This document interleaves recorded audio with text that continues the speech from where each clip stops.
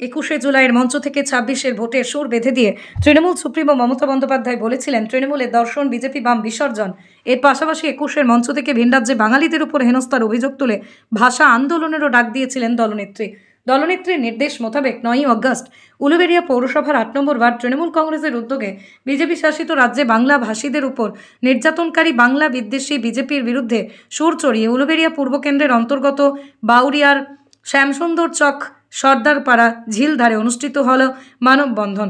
পাশাপাশি এদিন পথ চলতি মানুষের হাতে রাখি পরিয়ে উদযাপিত হয় রাখি বন্ধন উৎসব। মূলত উলুবেড়িয়া পৌরসভার অন্তর্গত 8 নম্বর ওয়ার্ড তৃণমূল কংগ্রেসের সভাপতি কৌশিক দাসের নেতৃত্বে এদিনের এই কর্মসূচিগুলি পালিত হয়।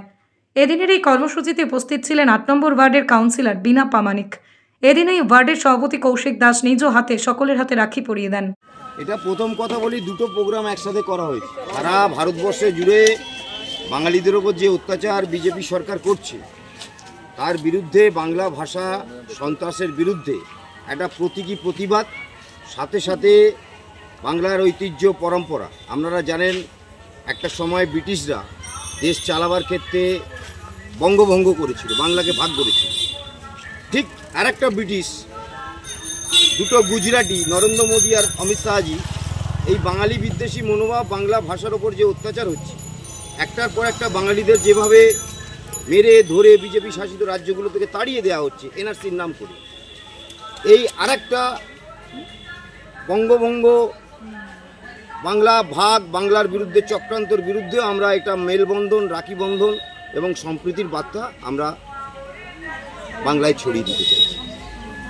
রাখি বন্ধনটা আমরা একটা বাংলা ভাষার কোয়া কখা বর্ণ পরিচয়, বিদ্যাসাগর, রবীন্দ্রনাথ, কাজী নজরুল ইসলাম, স্বামী বিবেকানন্দর ছবিকে সামনে রেখে বাংলা ভাষার প্রতি সম্মানের সাথে সাথে হিন্দু, মুসলিম, খ্রিস্টান, জৈন সম্প্রীতির বার্তা দিয়ে আমরা একে অপরের প্রতি রাখি পরিয়ে দিয়েছি। প্রায় 1.5 থেকে 2000 মানুষকে আমরা এখানে প্রায় 4টে থেকে এখনও পর্যন্ত আমরা রাখি পরিয়েছি এবং মিষ্টি বিতরণ করেছি।